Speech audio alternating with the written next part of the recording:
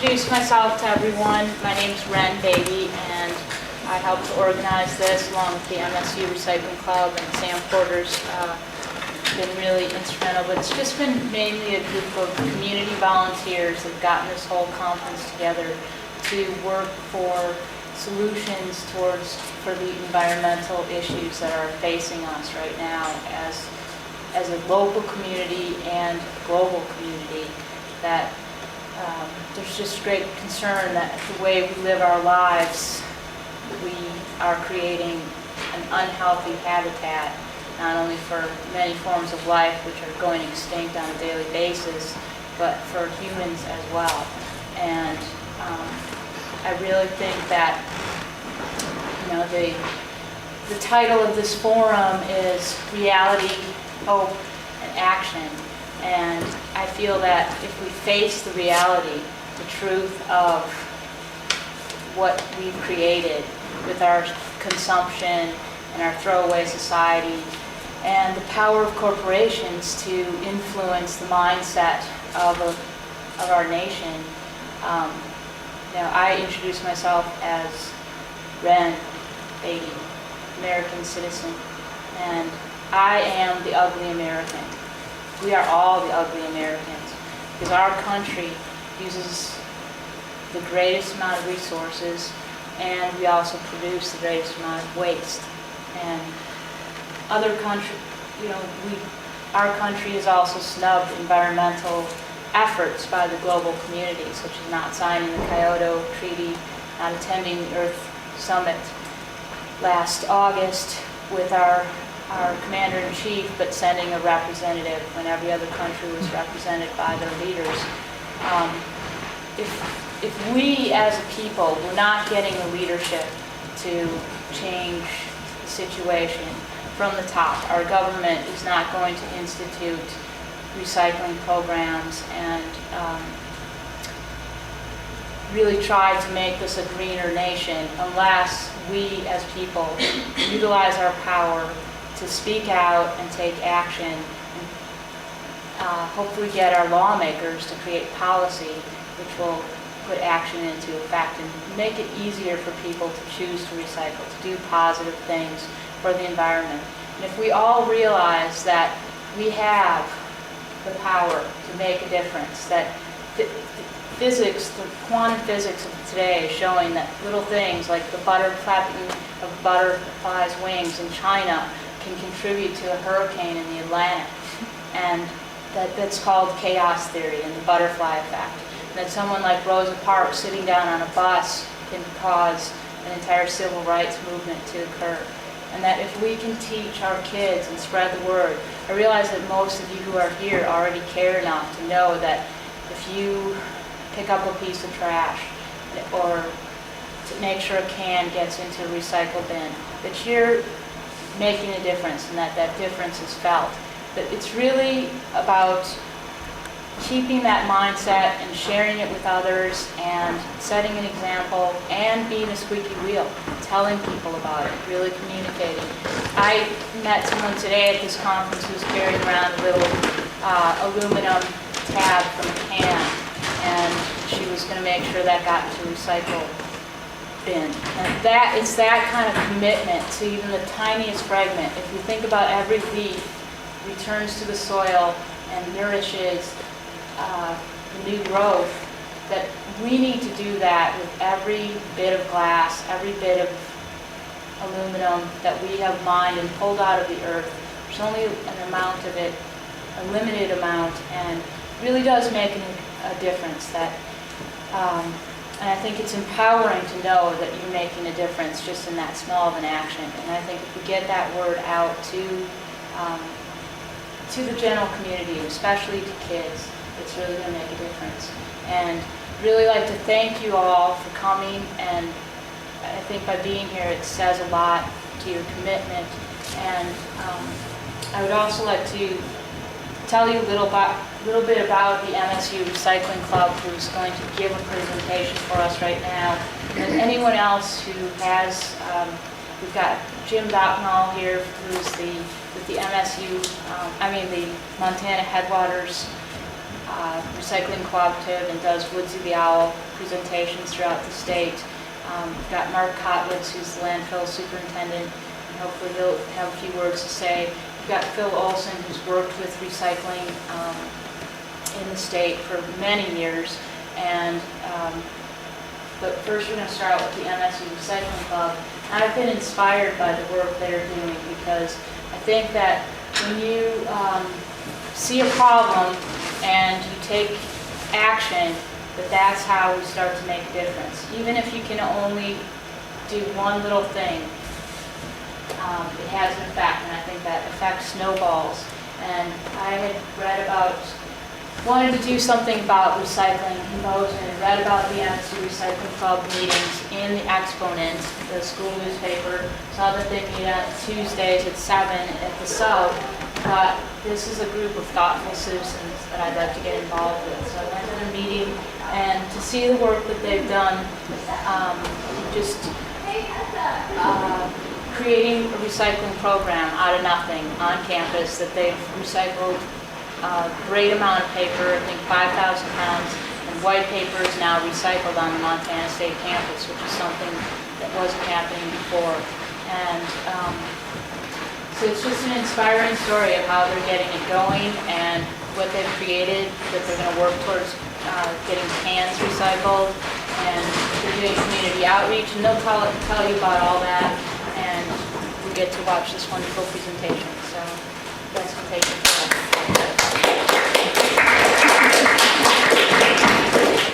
My name is Christina Vinegar, and I'm in our Recycling Club, and so are so many other people. Do you want to raise your hands, Kevin? Yay! Okay. So we started last November, I think it was. I just saw a poster personally and just wanted to do something about the lack of recycling on campus. That's basically, I think, what everyone else was thinking too. So this is just a picture of us. So after a couple of meetings, we decided that we really wanted to start getting the bins out on campus to have white paper recycling. And we started our meetings in November, and we didn't actually get the bins out until probably February or March.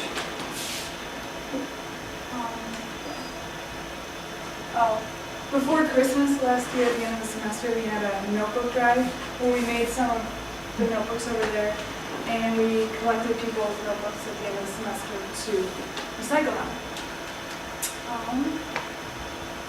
When this presentation was made, we had collected 1,600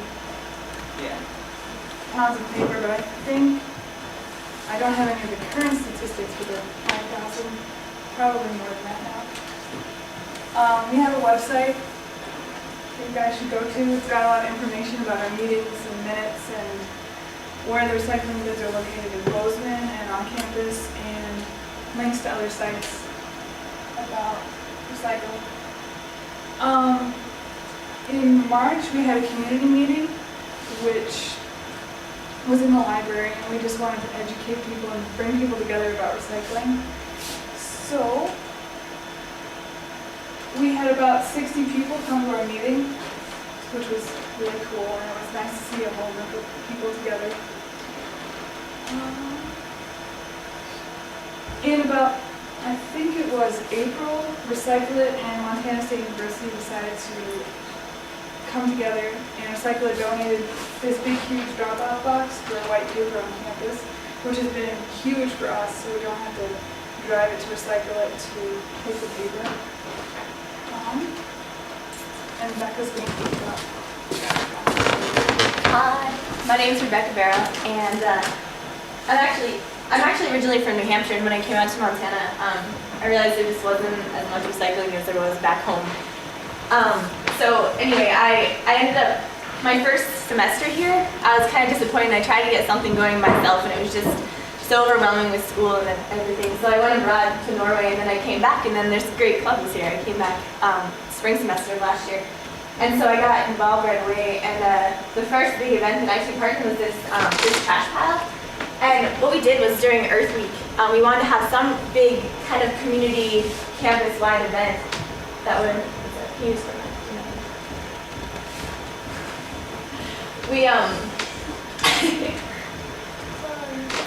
so we had this campus-wide event, and we were trying to get people really excited about recycling and get our name out there and try to educate the community and the school about what we were doing and about how much waste we were actually producing. Because we're a pretty small club. I mean, we've got a lot of really good members, but we have about 10 of us who are really, really active in this, and we're responsible for the entire MSU campus. Collecting this recycled white paper and bringing it to the bin, and it's really overwhelming sometimes. And so we just want to let people know, what we're actually producing, what kind of waste we're producing. So we have this trash pile, and we had to go through a lot of hoops to get this actually, because they didn't want to. I don't know. We had to decide where we were going to have this. First of all, we went through a couple different sites on campus to see where we could have the most impact on people, where the most people would see this trash pile. So we had to put a tarp down so we wouldn't kill the grass. We had to put a fence around it so it wouldn't blow away. We had to camp out to make sure that dogs and people wouldn't mess with it. It was kind of strange. But anyway, so we ended up setting this up, and we collected trash from the sub, which is the main community student building on campus, and we collected trash from there. We had Mike Sill is another member. We had his pickup truck, and we put Recycle Club, some kind of sign on the back of it so it wouldn't get towed, and we collected the trash from the dumpsters and put it in the truck, and then we hauled it out here and we made this trash pile. And so we started sorting through it to see what percent of the trash was actually recyclable. So there we are with ketchup and mustard all over our hands. And it was really gross, but it was, at the same time, it was really exciting because we got to see what kind of waste we were producing and what kind of things could be recycled. I mean, it was gross going through, but we saved all this stuff that could have been recycled.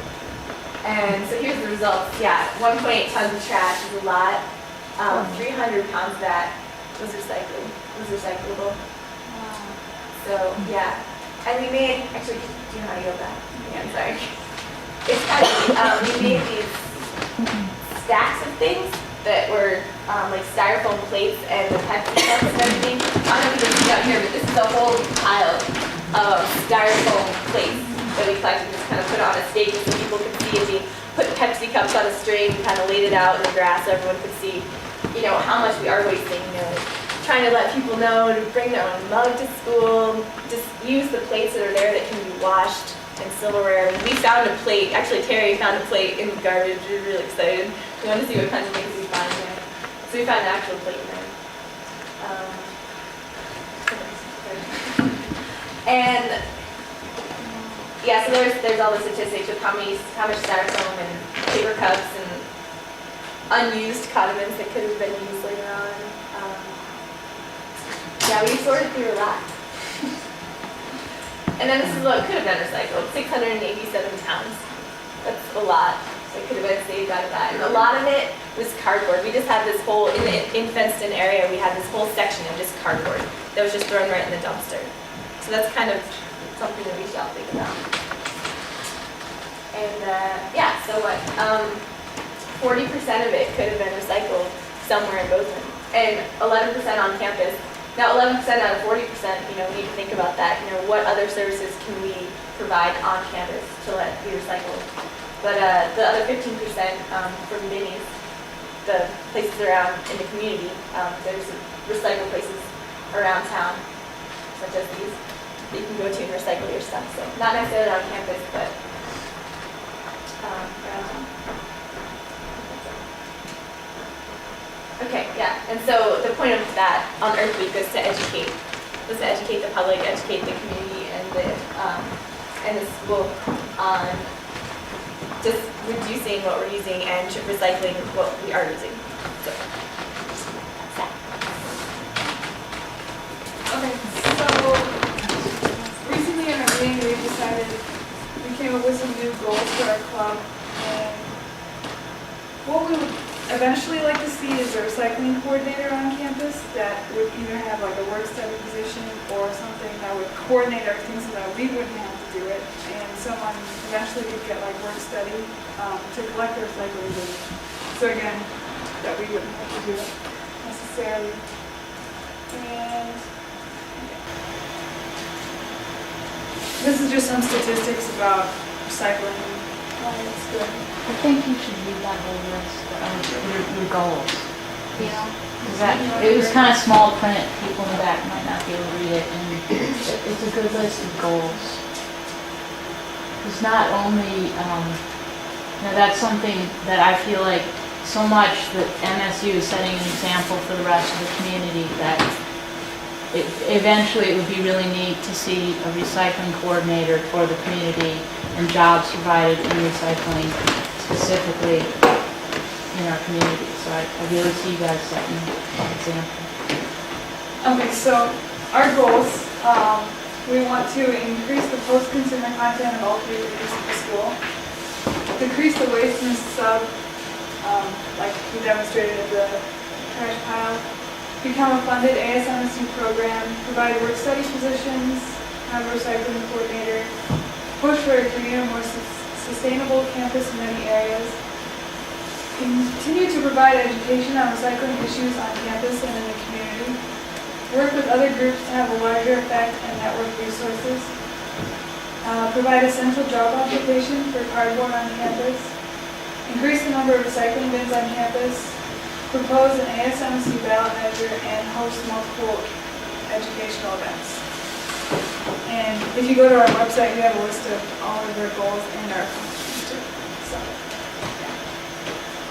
And then this is just some recycling facts. Next is all information from our community meeting. So, I was just going to give a brief overview. These are all the places that you can recycle in Bozeman. The green stars are recycling centers to recycle and Pacific Steel. The yellow triangles are where the Bioneers are at in town. The red circles are where you can recycle motor oil, and the blue squares are where you can recycle plastic bags. This again is on our website. You can recycle stuff at the dump. I'm not really sure exactly what you can recycle. I'm sure you guys can cover that. This is just some pictures. Okay. So in Bozeman, Montana, Gallatin County has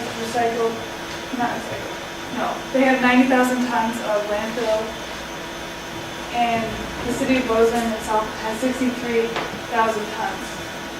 So they've only recycled 12% of their trash when we did this, which is it's not very much.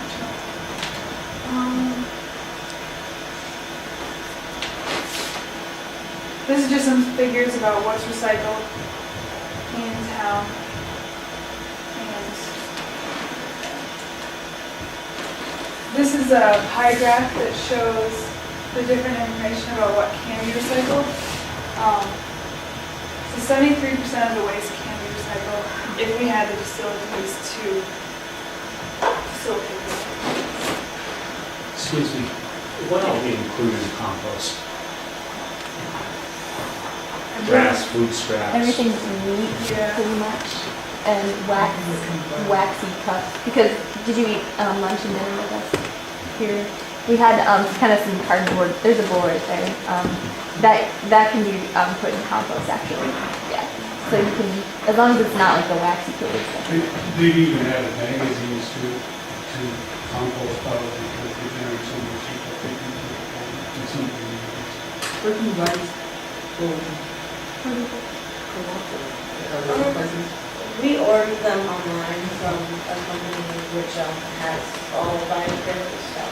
That's what we get for this compost stuff. I'm sure there's locations you can Tree Cycle, and I have a couple of the order forms from their company up there, so if you're interested, take a look. Okay. Last spring, in Bozeman, there was issued a transfer station. I think it's been passed now. But we just think that instead of paying more money for a transfer station, they should try to recycle more of it and put some of that money towards it. In Bozeman, you can't recycle plastic, which is huge because a lot of stuff that we buy is plastic. Yeah, it comprises 9.4% of all waste. So plastic comprises 9.4% of all waste in the United States, which is a lot. And It seems like more, doesn't it? There's so much plastic. I'm not doubting you, I was just thinking, Well, there's a lot of plastic in the world now. I agree, and I think that, if your MSU, the sub, uses a lot of things that can't be recycled, like the styrofoam plates and the plastic drink containers, that's where we need to push for, and we can have the power of our pocketbooks. We don't have to buy the plastic, because number one, you can't recycle it. Number two, even if you can, it's toxic to recycle it, because the melting down process releases dioxins and other chemicals into the atmosphere, which then get rained back down into the soil, which magnify up through the biomagnification through the food chain, that in the fatty tissues of mammals, we are all walking plastic. We have a lot of hormone mimics, because a lot of these plastic chemicals become hormone mimics that our bodies, they're in our systems as imposters. And that's part of we were learning about all the cancers, the increase of cancers, that we don't even realize the dangers, and corporations don't want you to realize these dangers. And a book called Our Stolen Future, which is on a table downstairs in the gym, really talks about this. Rachel Carson was the pioneer in the 60s, and this is like the follow-up to Silent Spring. And it's a lot of scientific research, but it's in a readable form that you can learn a lot from, and then act upon it by just saying no to plastic and try to spread the word about that. So. I just wanted to say too, that might be by weight, and so there is a lot more plastic, but a lot of the like the biggest percentage I think is the wood and stuff from demolition and construction and stuff. Yeah. But it's also just heavier than everything else, so it's sort of outrageous. Well, that reminds me, I live in Missoula, and there's a new business that just started in September called Home Resource. Reuses building materials, etc., from toilets to wood to, I don't know what it doesn't include. I haven't been to the building yet, to his place yet, because I don't have a car. It's on the other side of town, but anyway, he just opened it, and it's really, I know this guy, and he is fabulous, and I'm sure that this business is going to be really great. It's called Home Resource, and I have some of his business cards with me. Habitat for Humanity has a little place in Belgrade also that collects Right. building materials, toilets. It's called the Restore, and I think that this is the thing that we need to create public awareness about. That a lot of people don't know that that this wood that they have can be taken to the Restore, or this toilet or this sink, because they don't know the Restore exists. So that's why we need to create the marketing, the brochures and radio ads and TV ads, and that's what you do when you create a funding system by, it showed up there 100,000 tons or 93,000, but I'm sure that's increased to 100,000 by the growth in 1 year. That if you collect $1 per ton tipping fee at the landfill, that generates $100,000 for the county in 1 year. And you can do a lot of advertising and educational awareness with $100,000, and you can create some infrastructure like buying bins for apartment buildings and for campuses to make it easier for people who live in small apartments and dorms to recycle, and to make people know that their clothing can be recycled at the Salvation Army. It will be made into rugs and stuffing for dog beds and things like that.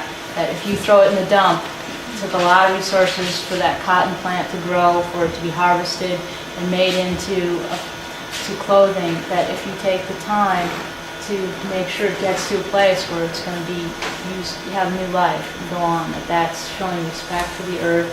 And it's showing respect for our grandchildren, for our children, so that the world that we create a new value system. So the world that they live in will just be a better one. And also I want to add to that, that we be showing respect for ourselves too, because I believe that when we do things that dishonor the planet, we're dishonoring ourselves, and I don't think any of us want to do that. That's true. Anybody who has anything to add, I think it's great that we kind of want to get a discussion going here. You guys shown, I'm on campus every day and I saw the, collecting of cups from the sub union. I was wondering, is there a way that we can put like a recycling facility right in the sub to, put your cups there directly after, lunch or whatever? Is that possible or? It is, if you get involved with the recycling club and make your voice heard to the administrators. I think the more people that are emailing John Ford and saying, why isn't there more recycling on campus? The squeaky wheel gets the grease. Finally, you get tired of getting all these emails and letters and you do something about it. But I think there's just this, kind of a state of denial that we're in, that we're doing fine. We don't see the rest of the world. We don't go to other countries, and we don't know how much they appreciate the little bit that they have. And I think we just take so many things for granted and we throw things away. And in other countries, the plastic bags that we use at shopping stores, and we use so many of them, and actually they blow all over the place. I picked one up as I rode home for lunch. A Walmart bag that blew in my pack. They don't exist in other countries because there's a total mindset of you take your own bag to the store, a backpack. And, like our grandmothers who, if you had a jar of vinegar, you went and refilled that jar of vinegar at the store, and that was the jar of vinegar. You don't throw that glass jar away and just go buy another jar of vinegar. You fill it up and use it again. And we have lost that sense of values, and it's a lot due to corporations who want to increase their profit, and then if you don't increase production, then you're not going to make it. But we need to change our minds about that and say, no, we don't need to be a throwaway society, and we're not going to consume as much because it's not unlimited. So that's a big thing. When I go to the store, sometimes I make a list. I don't always make a list, but what I do is I bring bags with me. It's not like I have to calculate exactly what I'm going to buy and how much. It doesn't have to be that way. It could just be grab. If I only need a few things, just in case I'm going to get more, bring more bags with me. Plastic containers, whatever I think of, use as much foresight and hindsight as I can, and then go. I reuse bags until they fall apart, and then I recycle them.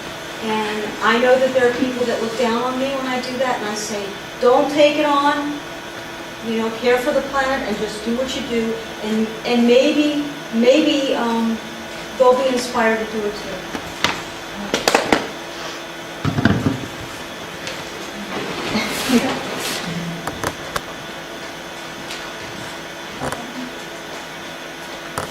So what we would eventually like to see both as curbside recycling. I think there is a little bit of it now, but you have to pay for it, and I think it should be for everyone, definitely. An example, in Richmond, Virginia, they pay $2.06 a month for a weekly pickup, or $1.36 a month for bi-weekly pickup of recycling stuff, and which isn't really that much money. South Dakota has an amazing recycling program, and the thing about South Dakota is it's so similar to Montana, like population-wise and how spread out it is.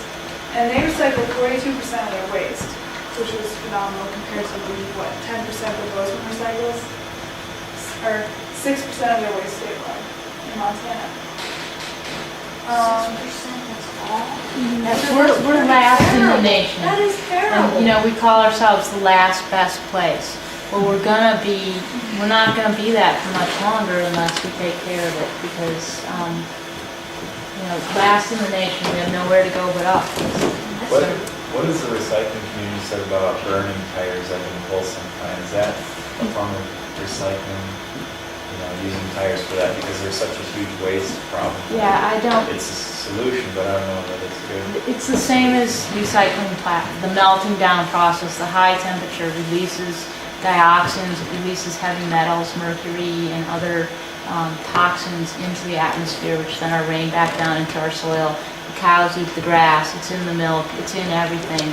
So I really don't believe that's a wise move, and I know the Montanans Against Toxic Burning are fighting that, and Wholesome is a multinational, very powerful corporation, and that's the types of thing we have to fight, because our government is, our national government isn't stopping these powerful corporations. And in South Dakota, they charge a tax on tires at their landfill because tires are hard to dispose of, and that tax is then, that money is all earmarked for recycling programs, education, and infrastructure.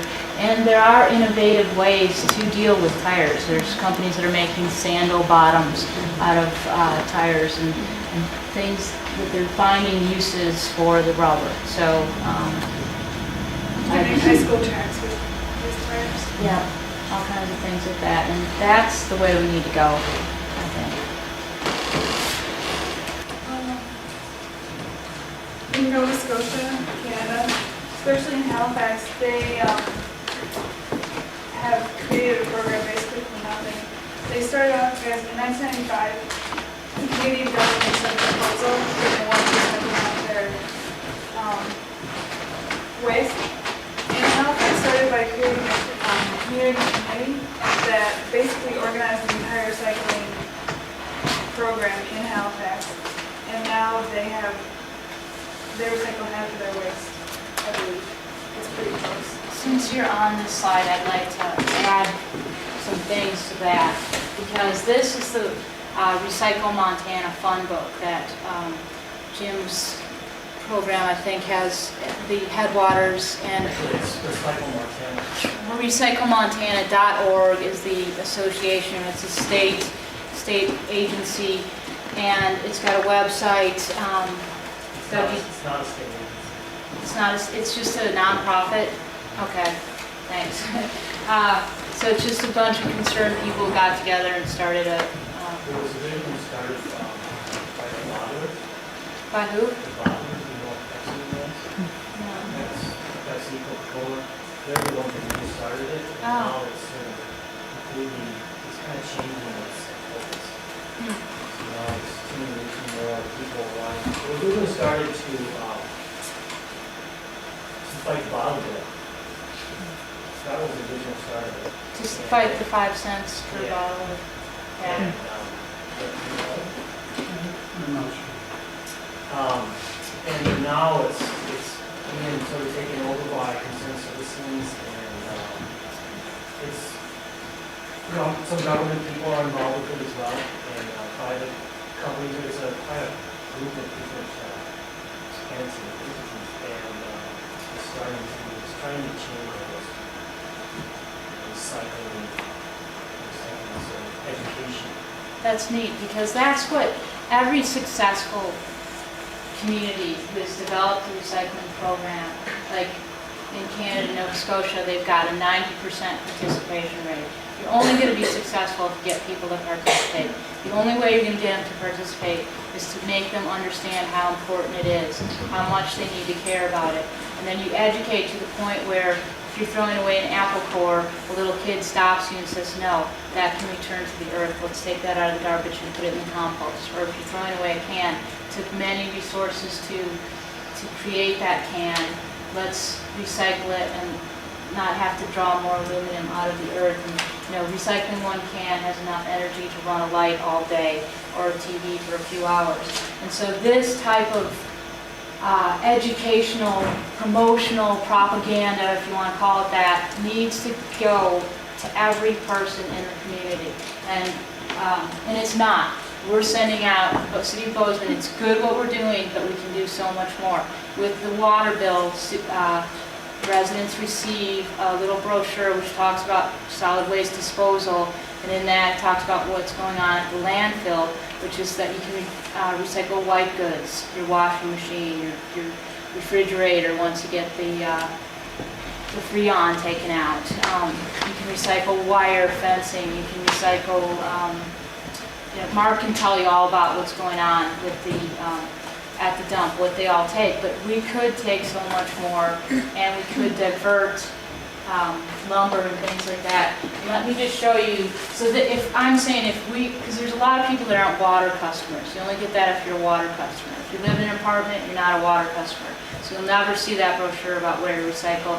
And it only tells you where to recycle, what our landfill can take. It doesn't tell you about that your clothing can be recycled at Salvation Army, and that your, I can't think of any other things right now, but here is, this is what Halifax, Nova Scotia sends out. Yes? About the paper that was on campus, a lot of their funding is done through membership drives as well.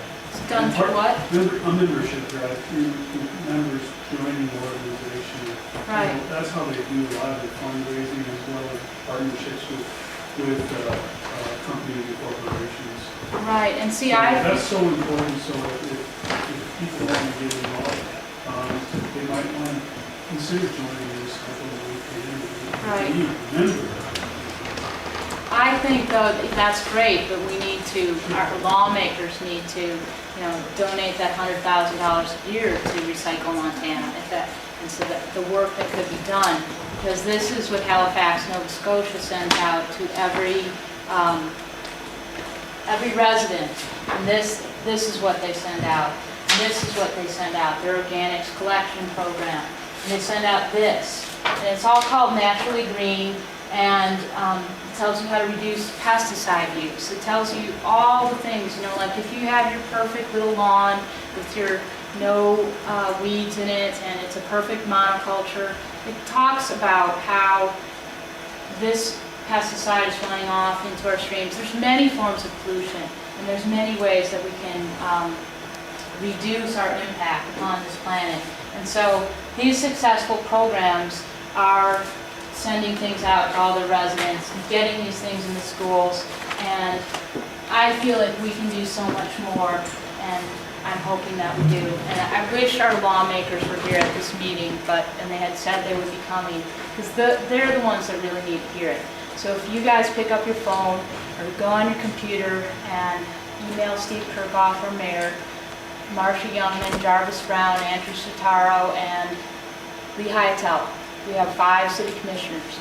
We need 3 of them to vote for recycling funding. I think. And with this upcoming election, when you look at the candidates who are going to make the difference, the candidates who aren't going to ignore this issue. It's coming up. I think there's 2 open positions. Look for the people who will. Right. And then the thing Who is, will know that who will listen to the community's voice, our voices. Right. Make a difference. I think that's important, and I think it's important to get them to not just say, yeah, I think recycling is a great idea, and smile and nod and pat you on the back, but what we need to do is see some policy set, some concrete moves, like other communities have done, like Minnesota. Make it so expensive to throw away your trash that people want to recycle it. It's $5 a bag in Minnesota, so people only want to throw away 1 bag. And here we have our dumpsters, and yes, they go up in order of size. If you have the small little collection bin, it's cheaper, but if you increase that price and you cause the garbage companies to increase the price for their bins, that money is funneled into recycling programs. That's the way to go, and to do the tax, the tipping fee per ton, $1, $2 per ton. I think if it was $2 per ton, that would be $200,000 a year. And you can buy a lot of bins and send out a lot of pamphlets and do radio ads, TV ads, and get it so that it becomes, it's a jingle in your head, like everybody hears the Montana lottery, win at your own game. Let's create a recycling jingle that everybody thinks about all the time. It's a great idea. Thanks. Go ahead.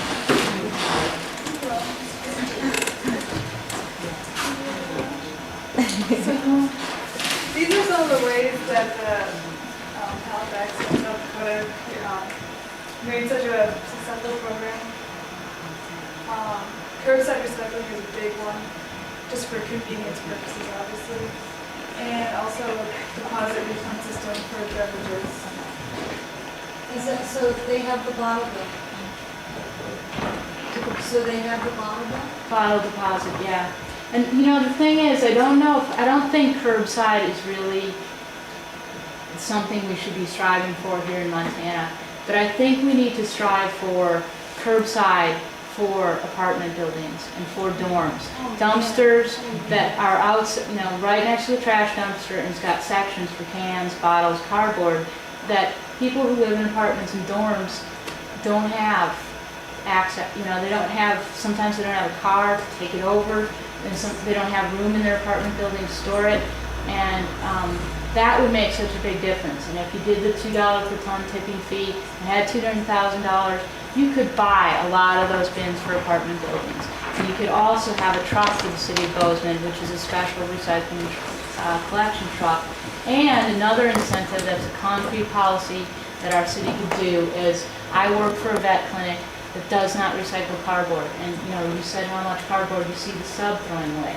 That you give incentives, give them a bin at cost, a cardboard bin at cost, or give them a tax break, or and also another thing that communities do is fine businesses and residents who have recyclables in their trash, so that, you know, if you get fined $20, just like if you get fined for not shoveling your walk, you get fined for throwing away cardboard. Businesses were fined, they would start to recycle, I'll tell you that.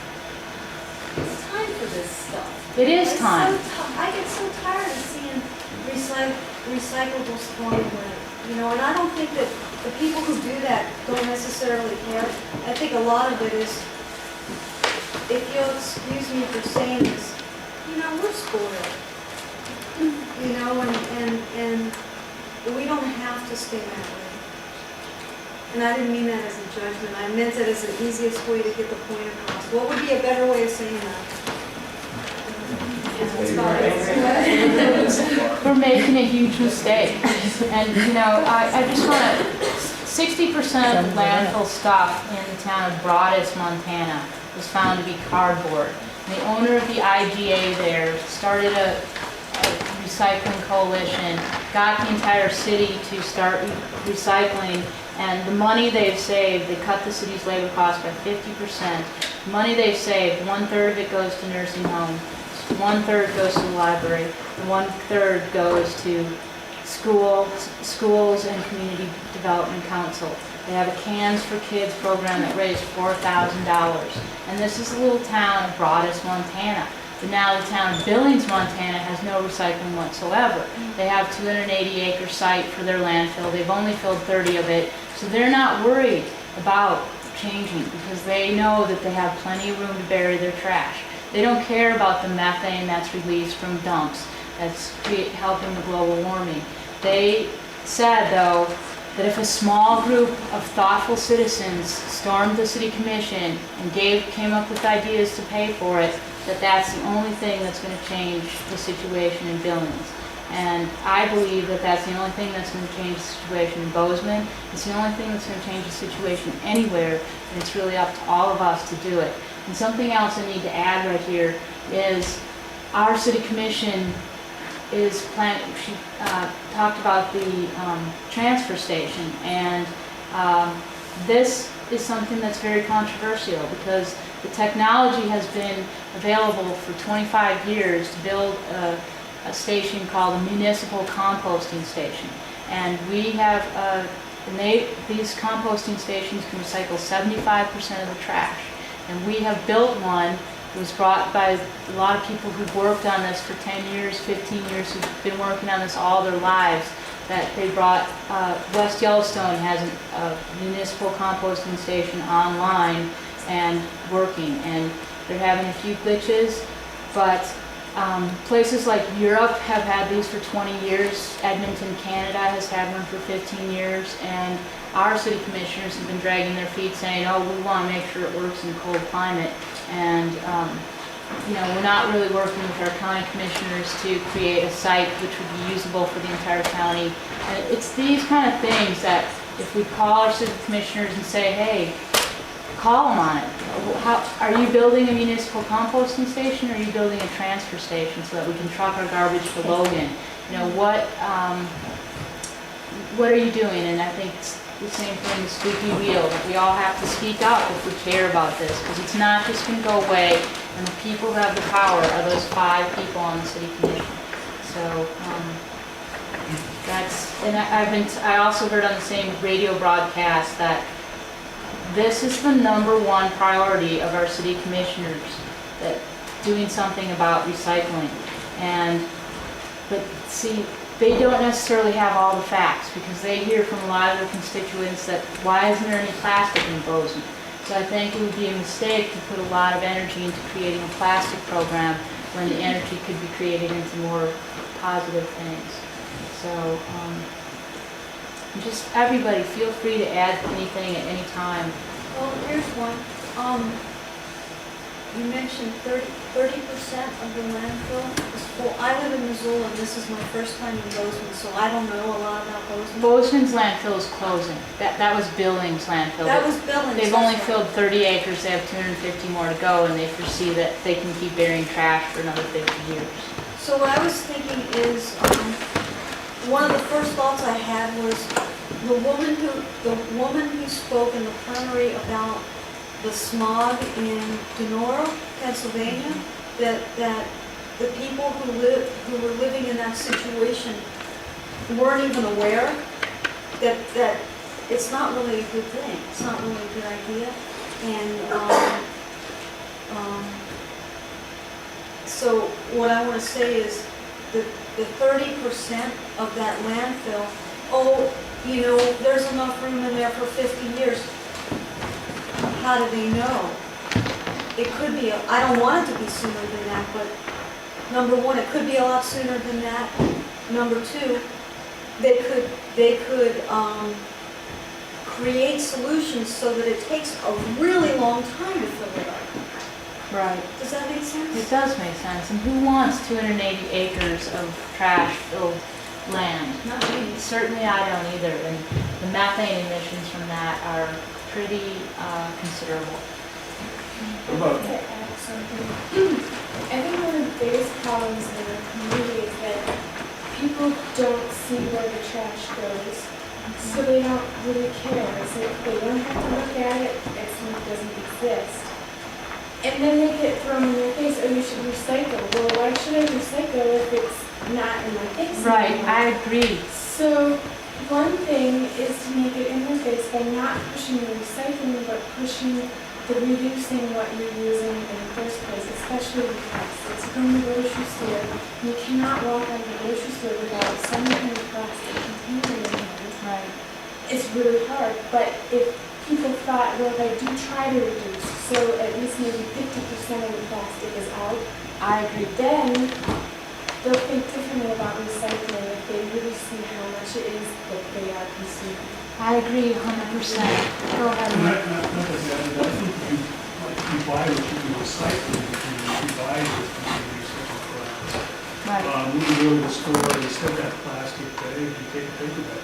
The paper bag can be recycled in the cardboard bin. Or you take a cloth bag, and Or a cloth bag and reuse it. that's the whole thing about the public awareness. I'm not talking about just increased public awareness about recycling. I'm talking about the whole thing: reduce, recycle, and reuse. And Jim adds rot to that. And I think, Cheryl Reeves, someone on the Headwaters board, she took groups of kids to the dump. And if you've ever been to the dump, I cried when I went to the dump because I saw all this wood being pushed in, beautiful wood that I could make things out of. So I pulled the boards out, and the bulldozer's coming, and he's ticked at me because I'm taking wood out, and I got weighed. So if I put this wood in, then I don't weigh right when I go out. So I told him, hey, I added this stuff. Yes, Phil.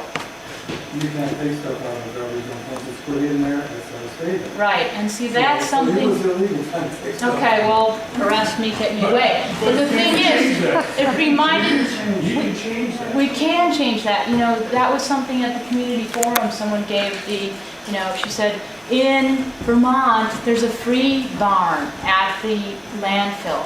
And in this free barn, everything goes that could be reused, 2x4s, to sinks, to anything. And that's something that hopefully we are gonna design They into our. actually refurbish it. Right, you know, that's what the Restore does And too. right now, we pull out a lot of recommended lumber. Any contractor that wants to separate their lumber and have clean dimensional lumber, which is unpeeled, untreated, you know, clean dimensional lumber, goes in the pile to be ground up. Be Right, ground up as wood chips.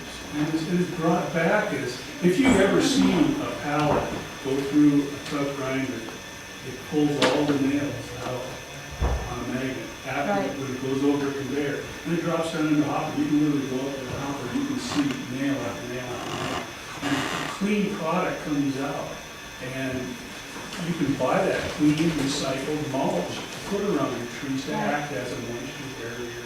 But- And not only that, from Montana Furniture, they produce oak tailings that we grind up weekly.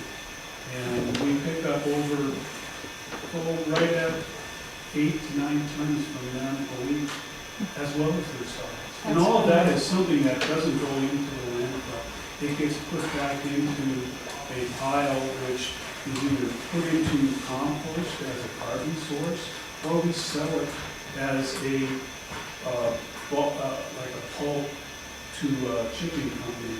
And it gets hauled to Stone Container, or it gets hauled down to Rexford, Idaho, and it's reused. right, I think, that's a big, Like with circle, maybe. Yeah, my dad's in a circle, so. yeah, that, maybe that's a good everybody idea. can have their That's a big if though, because I think you said if a company, if a construction contractor chooses to separate their Some are taking clean. advantage of it. Right, some, but see, that's something, that's the policy we could set and say, you're required to separate, you're not allowed, we do not accept clean, you cannot dump clean dimensional lumber into our landfill. And that's a simple policy, and guess what? All your contractors are really gonna resist that, and they're all gonna be calling the city commissioner saying, don't pass this law, just like they all said, the tavern owner said, don't pass the law with the bottles. Don't pass it. We don't want to do anything with bottles. And there's a lot of power in these lobbies. You don't realize that even in a small town like this, there's a lot of lobbying by those businesses. So it costs them money to have to pay someone to sort it before they go to the dump. And I'd say, you know, yeah, some do it. How many? 10%? Less than 10%? You know, Montana set the Integrated Waste Management Act in 1994, that was the Montana legislature, goal of 25% recycling across the state. We have not even come close. We're not even half. We're at 1/4 of that goal, 6% statewide. Is anybody talking about it? It's about 10 years later, 2004. You know, we have such a long way to go that I really feel like it's not, you know, it's up to us to be the activists, to take action and make things happen.